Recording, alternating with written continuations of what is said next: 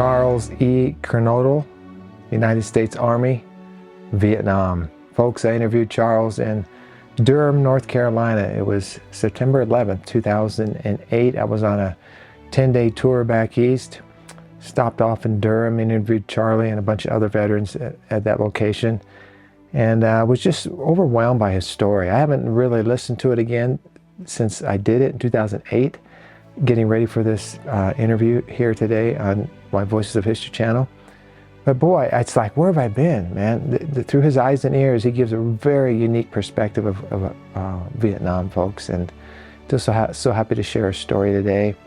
He served with the 170th Assault Helicopter Company, and they were one of the most elite aviation units in Vietnam, most decorated, in fact. And they served from 65 to 71.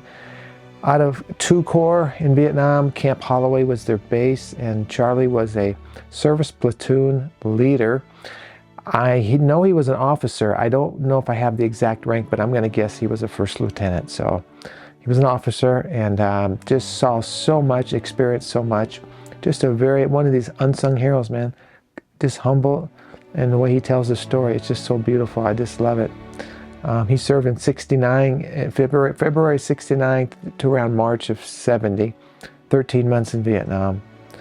And like I said, he tells a very unique story. They were part of the 52nd Combat Aviation Battalion, which was a part of the 1st Aviation Brigade. They were called the Flying Dragons. And like I said, one of the most elite flying units in Vietnam. There was a movie made called Angels from Above, and it was about the 170th Assault Helicopter Company. So I think you can find the trailers on YouTube. I haven't found the movie. You can order the movie, but just amazing. I'm just sitting here just going, wow, just in awe of this man. So Charlie, I know you're out there. Your father was a World War II veteran. He was a chief surgeon, folks, in France and Germany during the war, and just operated on a lot of wounded troops, soldiers, and others that were there during that time. And just what a story that would have been. I would love to have interviewed his father. That would have been a great interview. So, but God bless your family, Charlie. Like I said, I think he's 81 now. And I want to thank Julie Butler. Julie, God bless you. Thank you for supporting my work and loving my veterans and in our country. And I just so thank you for what you do for our veterans. And I'm grateful to be able to share this story on your behalf. And it's just been a blessing. And hope to see you soon. And thank you again, Julie Butler. God bless you. Okay, folks, Charlie's story will be on my Voices of History radio channel once it airs here. You can tune in there and hear all my stories. It's just a great channel. I've got so many wonderful stories there.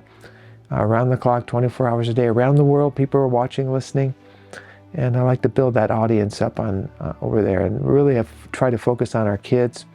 I don't know if I'm reaching the kids. I really don't know. I have no way to gauge that.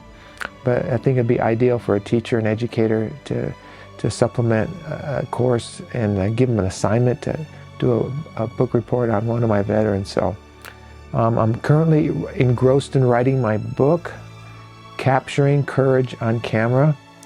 I've sent the introduction of my book to some of you, and I've had all positive responses. So I'm hoping the book's going to be as good as you say it's going to be. So it's a long time in the making, almost 15 years. Started my work 22 years ago, so there's a lot to write about. But I'm happy to be working on that and a couple of other projects too. So I've got a list of Vietnam vets to interview. Hopefully I'll get the resources to get to you. That's my prayer, is that I'll get to you. And we need to tell your story. So I thank you for contacting me, those of you who have contacted me, and hopefully we'll get your story out there. So, okay, I've gone long enough. Thank you for watching and listening, subscribing to this channel. Let's sit back and honor Charlie Kernodle right now. His story is great, and I think you'll agree with me. God bless you.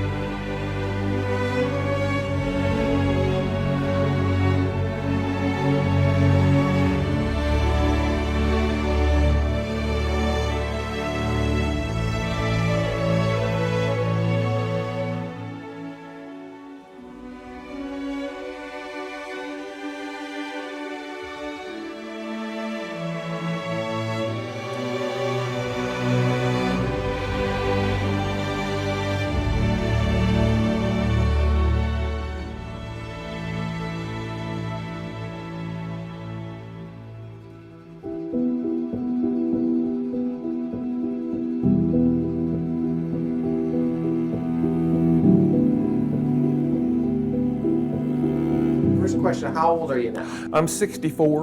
And what year did you join the military? In the summer of 1967, in July. So you were drafted? No, I enlisted. I was a senior in college at Elon, and I became a bit complacent with schooling and grades, and I wanted to go in the military.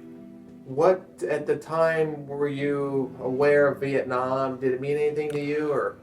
Yes, it was starting to escalate in the news. I stayed with it a little bit, knew some folks that had already gone over from college, but I just wanted to go do my thing.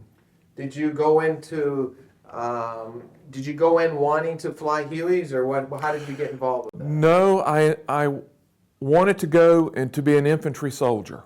So I enlisted and was put through basic training. Now, I had 3 years of military school, so I was more ready than most.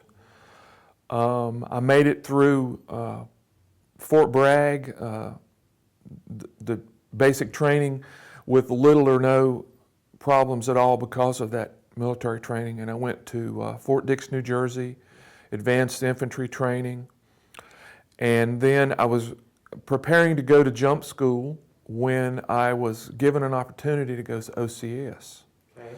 So I took the first OCS that I could get, and that was ordnance, because I liked weapons. And so anyway, I went through OCS at Aberdeen Proving Grounds, and then I applied for flight school. They didn't have any ordnance flights people yet. There was no wings to be given to an ordnance officer. So I had to apply to other branches to be invited to go to flight school and then join their branch after I completed flight school. I put in for infantry and artillery and armor, but got transportation. That was the first one available. And when you're an aviator in transportation, they gear you toward the service platoon area. They send you to another school. It's called Aircraft Maintenance Officers course. It's 13 weeks of very intensive teaching you how to sit in an aircraft, pick it up to a hover, and kind of feel that there's something wrong. Because a service platoon leader in Vietnam is responsible to ensure that all the equipment works, that when the guys go on a place by themselves to put troops into Cambodia or wherever they go, it has to be a good aircraft. So with that in mind, I did very well, and I was sent to Vietnam in February of 1969, where I joined the 170th Assault Helicopter Company in the mountains. And I was the service platoon leader for 13 months. On UH-1s or just? At the time, all assault helicopter companies had either D or H models, the H being the better one, has the stronger engine, the Lycoming L-13 engine. And then we had the Charlie model gunships, and so that's what we had. I had to keep so many of each type on the roll to be used in different operations on a daily basis. And so our maintenance ran 24 hours a day. You said you were service platoon leader? Service platoon leader for the 170th Assault Company. I was responsible for aircraft maintenance, all the weapons maintenance, and all the vehicles to maintain those. If any aircraft were in distress and needed a part or needed to have somebody evacuated, we would be the first ones out on the scene. If the aircraft could be fixed and flown out immediately, we took whatever parts and repaired it on the spot. There were several instances, I don't know if you want me to get into one. Your aircraft are very valuable to you. You want the company to be successful. You want to be able to supply the number of aircraft to do your missions every day. If you don't, some other company has to go into their reserves. So you all work together to have the number of ships that you're supposed to have every day. We're fairly limited to the parts that we are allowed to keep legally, because we're on the westernmost arm of supplies coming from the sea. And so we kept parts that we weren't supposed to buried from the inspectors.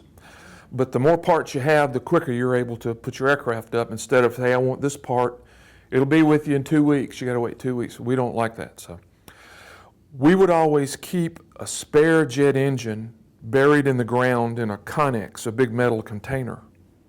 And it'd have all the gadgets and pumps and everything on it that was supposed to have. And we called it a QCA, a quick change assembly. We had an aircraft have an engine out, it was shot up.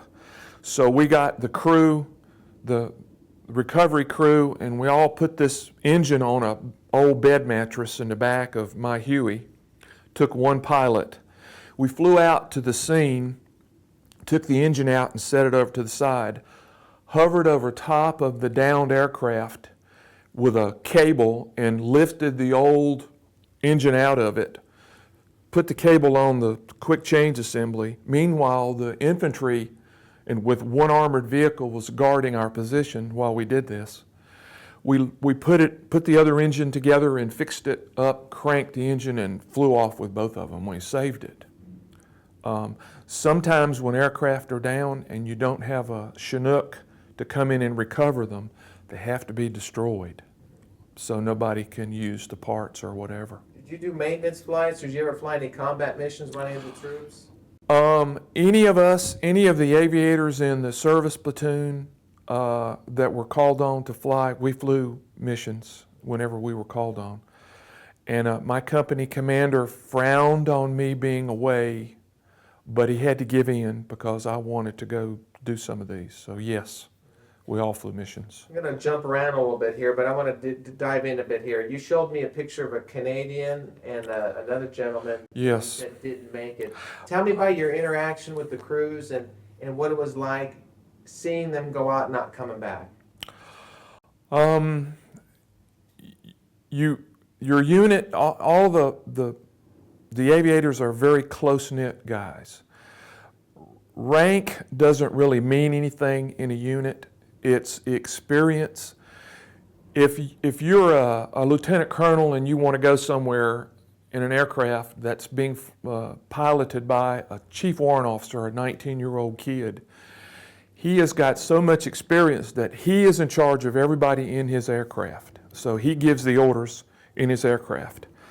The unit is very close-knit, and you just become a part of the missions.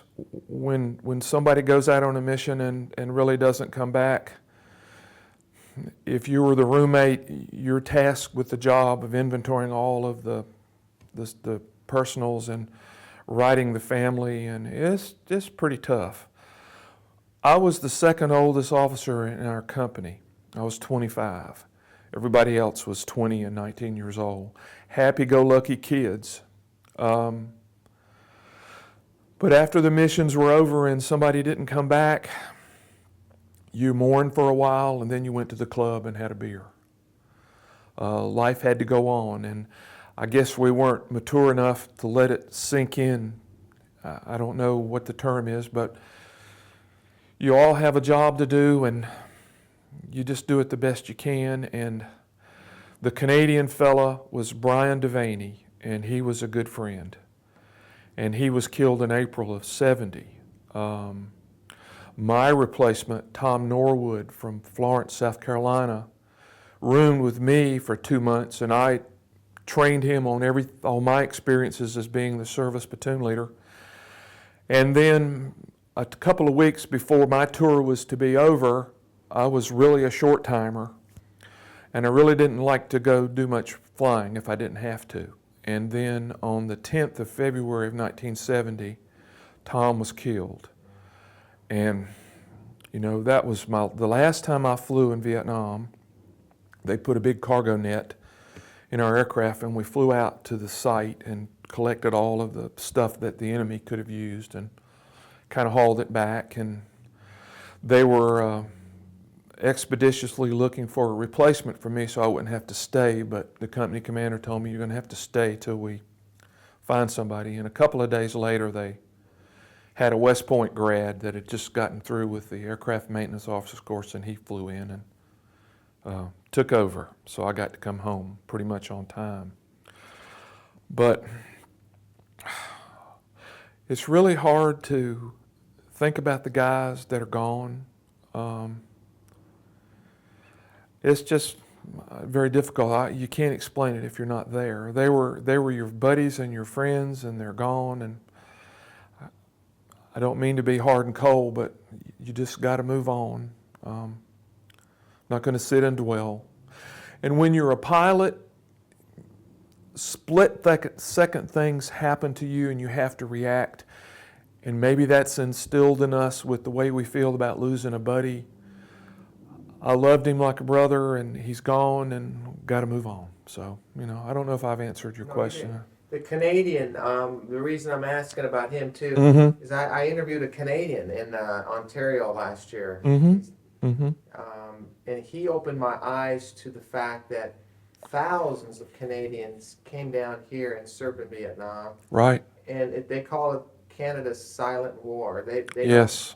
I'm trying to do something about a story about these Canadians, but this gentleman you referred to, he was one of many that came down here. But our society knows nothing of these Canadians, and I thought it was interesting that you pointed out a Canadian. Right. Were yes. you aware of that? That a lot of Canadians came down and fought in Vietnam? Some did. Australia was in the war too. They had pilots, but it's not much different than American pilots in World War II going to fly with the RAF. It's just the yearning for whatever young men have a yearning for. My point is, I don't think those Canadians have gotten the recognition. No, they haven't. In fact, one recently that the guy I interviewed was in the hospital dying, and I got a call from Canada to see if I can get him any veteran benefits. I thought, what? Wow. I did know somebody in Washington, D.C. Make a long story short, he's now entitled to full benefits. I gave him the serial number. This guy was up there dying, had nothing.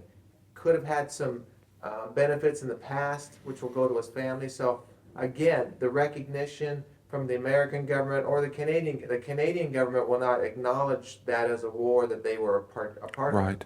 But anyways, I'll get off of that. But the personal interaction you had with these fellas, I think you probably mentioned this one gentleman, was he the closest one to you probably that was killed? Yes.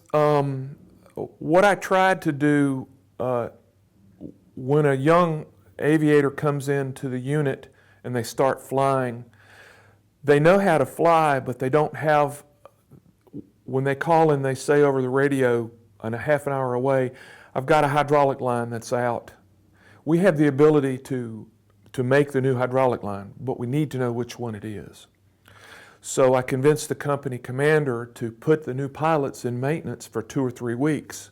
Let them do some maintenance test flights. Let them work with the maintenance folks to change the whatever's on an engine or do this or that. So they'll be more prepared to help themselves when they go out in the field and they have an aircraft that takes a hit somewhere or something like that. But Brian wanted to take a break from flying missions and come and work in maintenance. It's sort of an R&R because they fly an empty, very easy to fly, light aircraft, and they just go out on a test flight for 30 minutes or so. So a lot of the pilots that would come into maintenance just got very close. Tell me about the purpose of the Huey in Vietnam, the importance of it, Medevac, gunship, whatever. Tell me about the different roles that the Huey had and how important it was. Okay. Well, the UH stands for utility helicopter. It was I still love it today.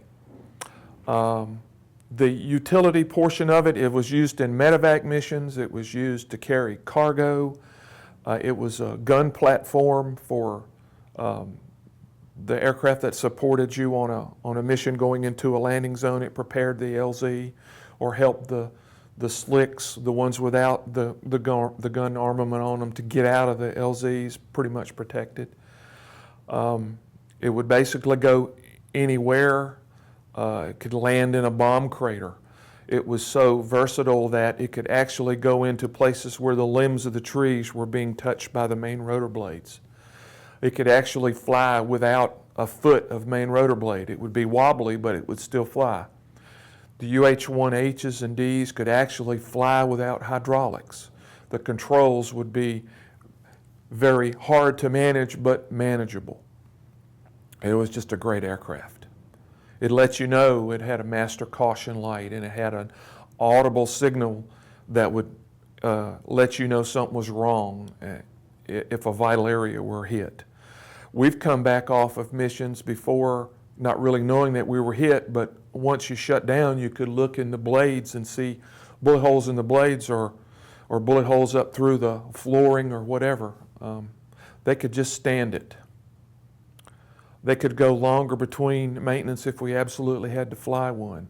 I guess it's like going over that 3,000 mile mark and not changing your oil, knowing that your vehicle could do it. But it's very versatile, very strong aircraft. Well, as a soldier, as a grunt, as a whatever in Vietnam, from their perspective, what did it mean to them going out on a mission or hearing the sound of the Huey and coming back off a mission, wounded or not wounded? We worked with the 75th Ranger Battalion a lot. They were the LURPs, and it probably meant more to them to hear the whop whop of the blades coming. It's just a way to go home, I guess, to get to the showers or get to a hot meal, but just to get away from the bad guys. I liked hearing them when I was down and was waiting on one. It was always nice to hear one coming. And you definitely, even today, I can hear one if I know, I can hear that noise and know what it is. Tell me about, I don't know if you were around the hospitals or when the medevacs would come back, but tell me how important in the lives that were saved possibly because of the Huey helicopters. Within our compound was the 71st Medical Evacuation Unit. It was like a MASH unit. And if there were not enough Hueys with the red crosses on them to go pick up the wounded, that's what we did. I've gone several times to an area that was ravaged by some type of fight, and the people were put on our aircraft and we flew immediately back there. We were just minutes away from getting those folks back.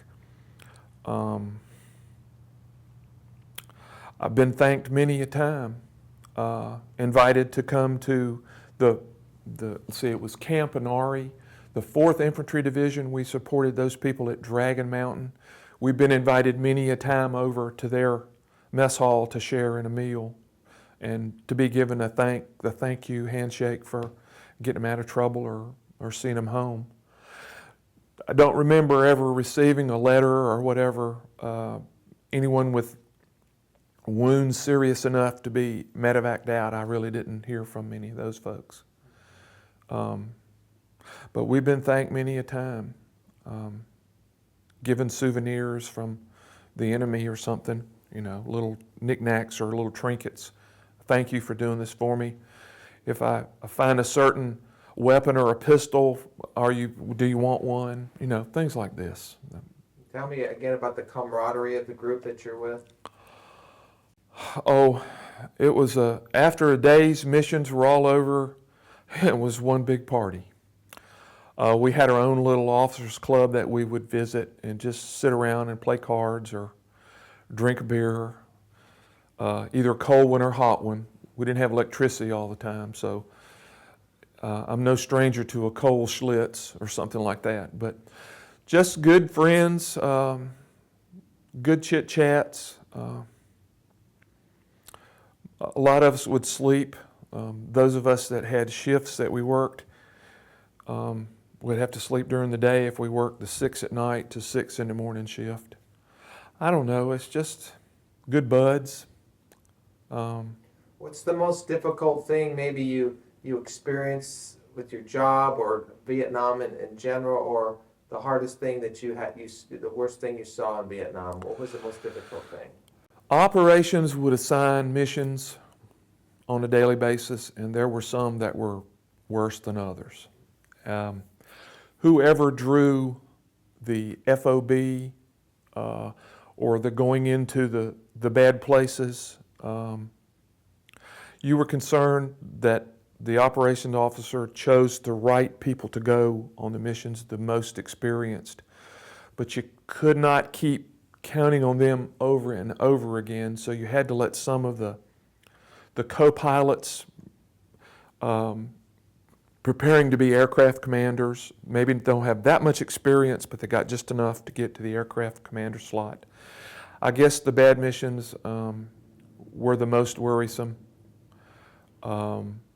There were some missions that we flew that you were accompanied by the gunships, or you may have had more than one slick going into an area, so you had people on your left or right to provide support. But some of the missions, when you took a LRP team in, you went by yourself.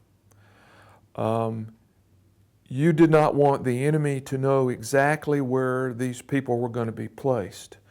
So you took 5 or 6 guys in a single ship early in the morning with the dew flying off the blades, and you landed in a bomb crater, and you didn't kick them out. You picked them up again, and you went maybe a mile or a kilometer over here and went down somewhere else, kicked them out, went over another kilometer somewhere else with an empty ship and went down, just to give a false indication to the enemy of where the real people were going to be out to perform their mission.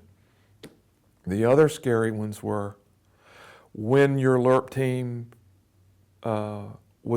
made contact before they were supposed to, or made contact and they weren't supposed to at all. You had to go get them. Contact meaning with the enemy. Maybe they were just to surveil or recon and not supposed to be known to the enemy. And then when they were, they had to come out. So it was an all-out effort, an expeditious effort to get them out. Those were, I guess, the worst. Are you guys fighting the Viet Cong, the North Vietnamese? Mostly, no. The uniformed hardcore NVA were probably around in our area as advisors, but we fought mostly the indigenous people, the South Vietnamese indigenous people. Now, a couple times, I remember going to Doc To as a co-pilot on a mission, and we landed, and there were several H-34s which were used by the Vietnamese Army, the good guys. And I remember a Lieutenant Colonel, Special Forces, American Lieutenant Colonel, came up to me. He said, "Son, have you taken any pictures with your cameras?" We all carried our cameras with us. And I said, "No, sir, I haven't taken any pictures." And then I noticed, he said, "Go ahead and shut your aircraft down." And then I noticed somebody spray painting over the U.S. Army of my aircraft with black spray paint. So we knew that we were going somewhere.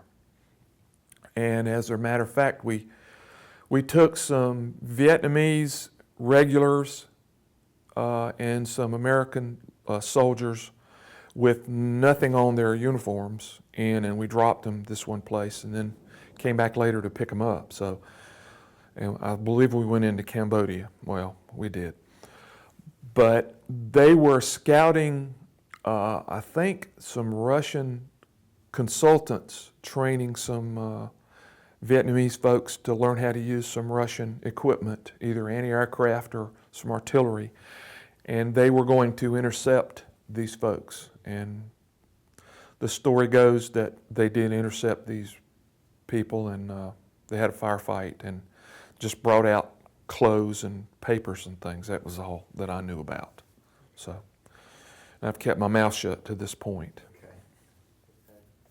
Okay. Is Vietnam still a part of your life, or is it just something that happened 40 years ago? No, it's still a part of my life.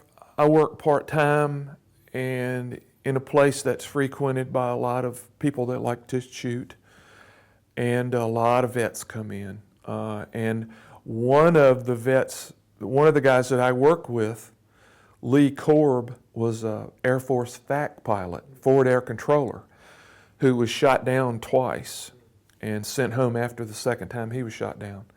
But he and I relive it sometimes. And another guy that was a Marine grunt over there, Gene Feeney, we relive all these things over and over. But just different people that come in, we talk about different things. I share my pictures with them, and they'll come in with their hats, and I'll say, "Hey, what unit were you with?" So yeah, it's a large part of my life still today. Are there sights, sounds, or smells that bring back Vietnam today to you? Oh,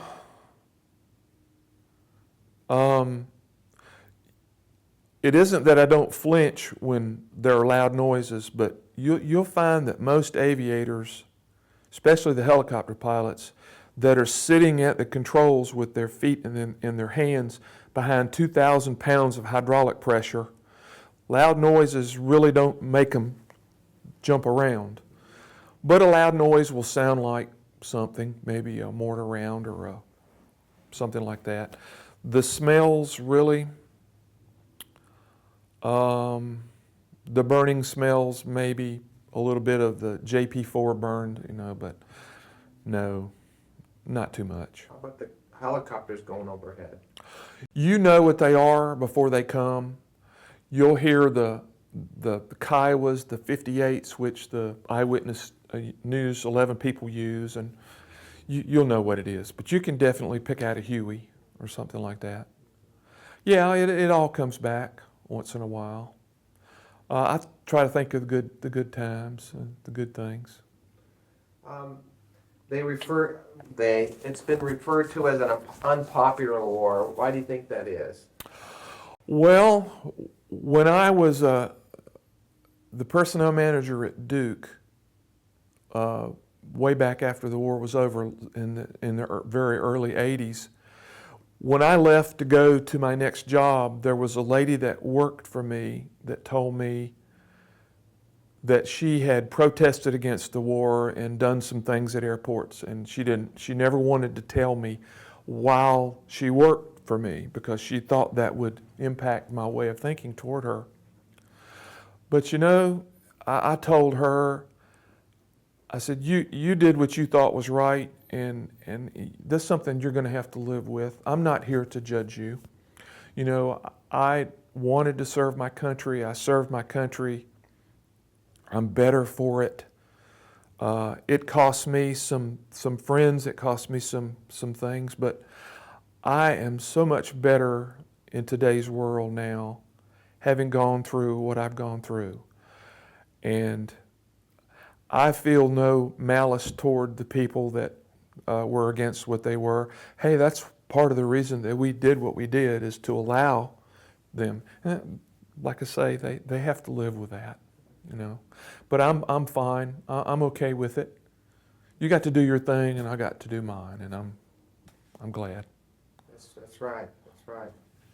I'm going to ask you a question kind of off of Vietnam and combat, but as a veteran of Vietnam, Charlie, what does freedom mean to you?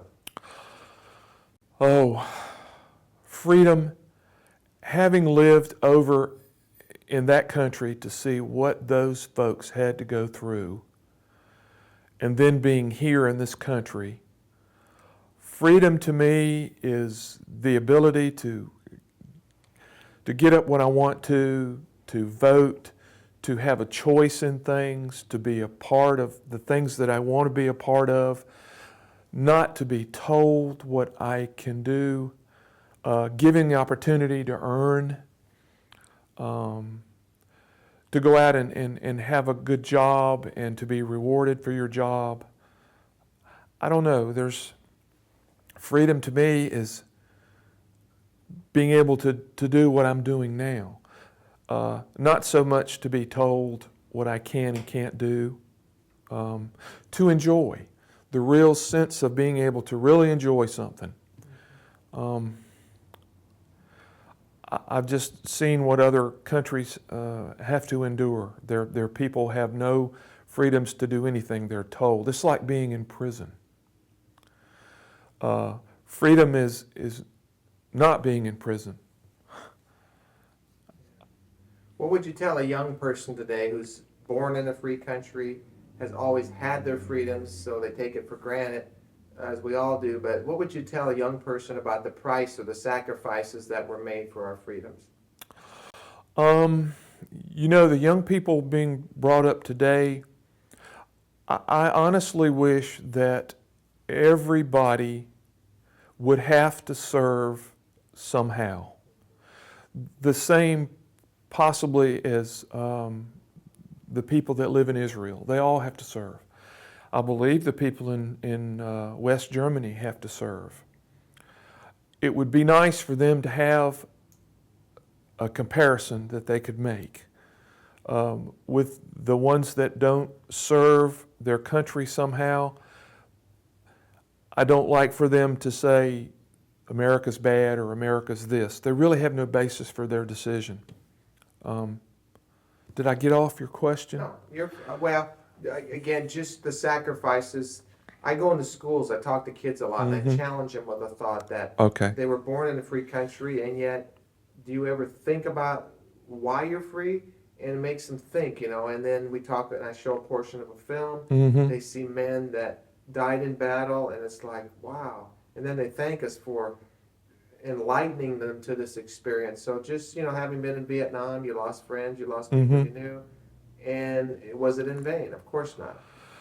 No, and only we that have been through that will understand that. It would be nice I wish that history in schools were a bigger part of the schools. So at least the pictures, like the ones that you're providing everyone, that somehow it could be mandatory that at least they're having to see or to read part of what actually happened to bring to the country that they're in now to where it is today.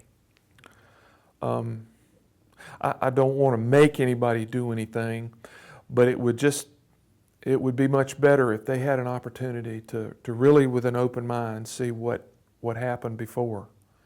I think it's an honorable thing that you're doing. The people that you take with you to go to the schools and things like that. I used to go to schools and take pictures and talk about things. You can't change the world. You can do the best you can. You try to make an effort to allow folks to see what you had to go through to be where you are and things like that. So good. Yeah, that's good. What does the American flag mean and represent to you as a veteran? Oh, there are just a few things that give me goosebumps.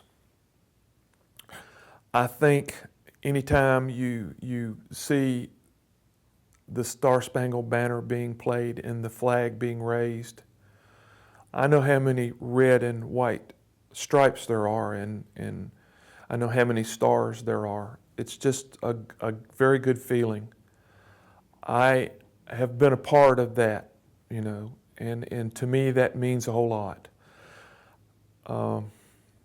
It's just very inspiring. I can't tell you, unless you know me, what it means to me, but I either stand and put my hand up here whenever I'm in a ball game or something like that. I see so many people that don't, and I don't fault them for that. They've just not been a part of it as the vets have. It's a great feeling. I love my country. I'm part of how it got to be where it is, and I'm just honored to be in association with all of those folks that were in Vietnam, or my dad being in World War II, and my ancestors with the 47th North Carolina at Gettysburg. I have walked where they walked, and it just means a lot to me. Charlie, what should our country remember about Vietnam?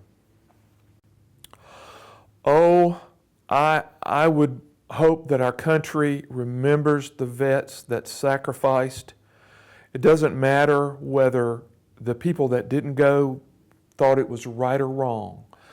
Our country called, and we were part of our country in the military, and we were called and we went. And we did the absolute best that our training and our leaders directed us to go. We did what we were asked to do, and we did it the best we can. I stand on that. Have you ever been to the Vietnam Wall in Washington, D.C.? No, I have not. I have visited online. Would it be hard for you to go? Yeah, that's why I haven't gone.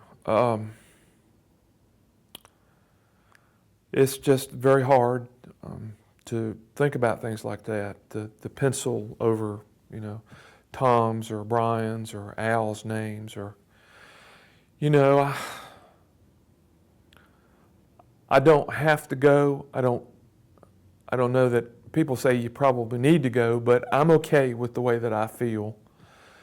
I've looked at online and I've got pictures of what they look like, and I don't have to go. That's fine. Yeah. Are you proud that you're a Vietnam veteran? Very much so. I'm very proud. I take my pictures with me. And if there is an opportunity to, not just to show my pictures, but to be part of the conversation that talks about it, then I do it. I seize the moment if it's there.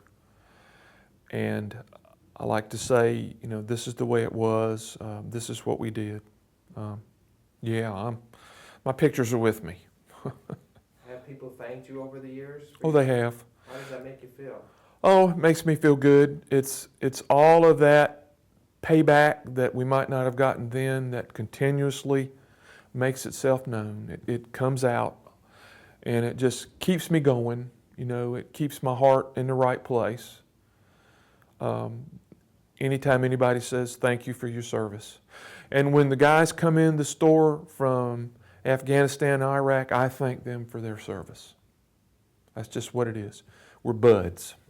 We're decades apart, but we all share that one common thing, is doing the best we can for our country when we're called. So, when you were in Vietnam and servicing the helicopters and stuff, you said you'd gone on some, I guess, combat missions with some of the troops. I mean, is there a lot of anxiety? Is there fear? Is there a rush, adrenaline rush? All of that possibly, and then the young guys, what do you think they're thinking of when they're going into an LZ? The adrenaline rush comes more after everything is over. You can't imagine what 8 months in flight school, flying 5 or 6 days a week. Your instructor pilot is, you're flying along fat, dumb, and happy, and your instructor pilot chops the throttle on your aircraft to simulate an engine failure. You have to react immediately. You have to make your radio call. You've got to remember which way the wind was blowing. You have to do certain things in the aircraft to get it ready, because they will float. They will auto-rotate until you are so many feet off the ground, and then whatever power you have built in your blades, you can land. So when you go on a mission, you're thinking about all the things that you've done. You've got your radio frequencies in ink written on your hand. You've got other people flying in other aircraft. You've got 8 or 10 souls behind you that you've got to put in. So it's all business. And later on, over a cold beer, you let it out. Sure, you're nervous and you're scared, but you just don't see it in the guys. It's sort of I don't know, I'm scared to death. I don't know if I'm going to come out of there. And I didn't fly as many missions as the other guys did, I'm just doing empty aircraft and doing a test flight. But on the ones that I did go on, it was a very different type of feeling. But these young guys, my hat's off to them. They were very controlled, very professional, very good, and they let it out when they got back. Did that answer your? Oh yeah, it's just. Did you ever compare the transportation in Vietnam with the helicopters to like the landing crafts, the Higgins boats that took the the soldiers and the Marines into the beaches in World War II. I mean, it's a mode of transportation. There's a mindset. There's the young man, and I've been fascinated by that. And the Huey helicopters. There's a fascination of how there's a period of time going into combat that I wonder what's going on in their minds, you know. And that's always been intriguing to me. And I've talked to a lot of combat soldiers, veterans, Marines, whatever, sailors, airmen, the whole bit. And it's an amazing study to just pick their brains and kind of, well, what do you think about when you're going into combat? You don't know what's there on the ground. You've got that tall elephant grass, or the American Air Force has bombed out an LZ for you in the jungle. Some of those trees were hundreds of feet tall, and you're settling in. Your whatever size your LZ was, your landing zone, is the way the aircraft kind of got together to go in. You could only put as many Hueys into an area as big as your landing zone was, and some of them were just like single ship things, and you're just holding your breath. Sometimes the enemy shot at you before you went in. Sometimes they shot at you when you were on your way out because you were very slow going in and coming out. You're very slow. Sometimes they weren't there. Sometimes the gunships that prepared the LZ had the enemy's head down. You just didn't know from time to time. Sometimes you just took supplies in. They called it ash and trash. And you're just so heavy. You've got just as much as you can carry. Being in the mountains, and the higher the altitude, the less lift the air had, the less air density. So sometimes we would be slated to go take ammunition or food to a certain LZ. When you picked your aircraft up to a hover and you could maintain your rotor RPM, your rotors would bleed, you'd have to sit down and be there about 10 minutes just running full tilt just to burn enough fuel to let you lift to get out of there. You didn't know from time to time. But I know the grunts coming out were very glad to see you. And they thanked you and popped you on the helmet or whatever when they left. Now, did you work with the 71st Hospital at all as far as helping the wounded or anything, off the helicopters or anything? No, we would land at the helipad, and the medics would come with the stretchers and get the boys. And once in a while you would be called to go get the dead. And a lot of times there would not be enough body bags, so they would just kind of stick them in. And that was awful. That was really, really bad. That's the one smell that I don't smell at all. The body's decaying and the fluids dripping down and under your aircraft floors and things. I don't know if you want to put that in your show. I've heard the stories. I mean, I've heard, and that's part of what happened. Now, you did actually go on some of those missions? Yeah, just to haul out the folks that were killed. How does that change your perspective maybe on life? I mean, when you're around something like that. Life is so dear. You're just so thankful for what you got, and I don't mean to be cold about it, but you're glad you're where you are and not where they are, and it's a slap in the face, and I don't even like to look around to see them. You just want to let them hurry and be taken off, and you get on back to the club and enjoy yourself. And you think if you can put it out of your mind, it'll go away. But there's always something that brings you back to that point. I remember when I went to pick up my replacement, Tom, that was killed, I went back to the scene after they had removed his remains, but there were parts, can I say this? I picked up his helmet, and there was still some of him in his helmet. And I mean to tell you, that just slaps you right in the face. I've gone to pick up the remains of aircraft, and there were 2 pilots that were burned in their aircraft, and their arms and their legs were gone, and they put them both in one body bag to bring back. And that is... My dad was a doctor, and I used to go to the emergency room with him to watch him work. And I have seen it all, but let me tell you, when you see things like that, you are just scared to death. And when I was coming off of R&R from being in Hawaii for 5 days, I didn't want to go back, because I knew what was there. You know, you get a taste of what it's like being away from there, and I would rather have just gone straight home from Hawaii instead of going back.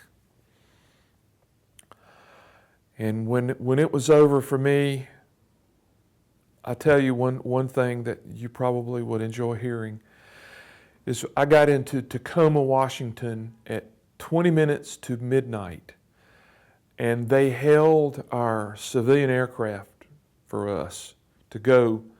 They held the whole aircraft, and the pilot told the crew and the passengers, "Does anybody mind waiting for some of the vets coming back?" And I tell you, walking onto that aircraft, there were about 6 pilots, and everybody stood up and clapped for us. And we got a lot of pats and stuff, but that's what makes it. It was great. That's a rare story, because a lot of the guys didn't get a welcome home like that. They were... No, it was... I was going to ask you about your homecoming. So your homecoming went pretty good then? My mother met me in Greensboro at the airport, and it was great. It was great. Do you have a dad too, or? I had a dad, and he couldn't come. He was too, he would rather wait for me to come. He was pretty emotionally. My mother said, "I want to go by myself and get my son," so she did. But can you just tell me briefly about your last couple of days, your last day in Vietnam? Was there a jubilation? Was there regret? How'd you feel? Normally, the first day you're there, you start penciling in, we call it a short time calendar. And mine had 300 and so many days, when you pencil a day, every day. And usually the company commander, depending on the missions, would allow the short timer pilots to start gearing down with the number of things they were required to do as far as flying. And like I say, I had 10 days to go and pretty much was off the list except for going to pick up my replacements' remains and stuff like that. But 2 or 3 days before, you're jubilant that you're going to go home, that you've made it, but you're also feeling a little guilty because you stay up with the missions coming in. You're asked a lot of questions by your replacement, but you just don't want to get in an aircraft anymore. But I went to the hangar and I stayed there and provided whatever consulting I could do. But you're glad to go home, you're glad you made it, but there's still a little guilt that you don't do whatever you could do. But it was more jubilation than guilt.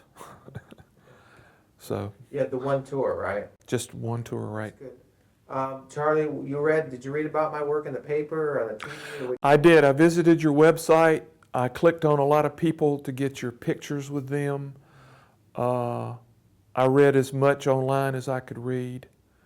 And I just love it that you're doing this. I think a lot of it's got to be out of the goodness of your heart, because I know the time that you put in to interview all these people, but it's wonderful to have a place to go, and it's great to have a DVD that could bring it all home. And I read that you took a vet around, or you take somebody that's in this area around with you to the schools. I think it's great that the kids have an opportunity to see, whether they understand or whatever, they get to see and get to talk with somebody. And did you feel like you wanted to be a part of that or share your story? Is that why you called me? Definitely. That's why I called you. It's just great to share. Hopefully that some of this will get to other folks. It will. I guarantee it. When I'm listening to you or anybody, there's parts of every story as I listen. Of course, later I have to go back and extract that and then build the next documentary. But you definitely will be in my second film on Vietnam, and I'm proud of that. So we're making some history here with this and your story, and I'll make a copy of this whole interview for you if you want it on a DVD. Oh, that'd be great. To putting it in the documentary. That'd be super. That'd be wonderful. But I want to thank you for your service. You're very welcome. Thank you for your service. I appreciate that. I think I've asked all the questions, and I hope you're okay with this. If you watch one of my films, at the end of my films, very gracefully, I ask the veterans to give me a salute into the camera. Sure. When I I'll ask be you. glad. Okay, certainly. Half a second, let's get the camera here. Okay, so right in the camera, go ahead. Excellent.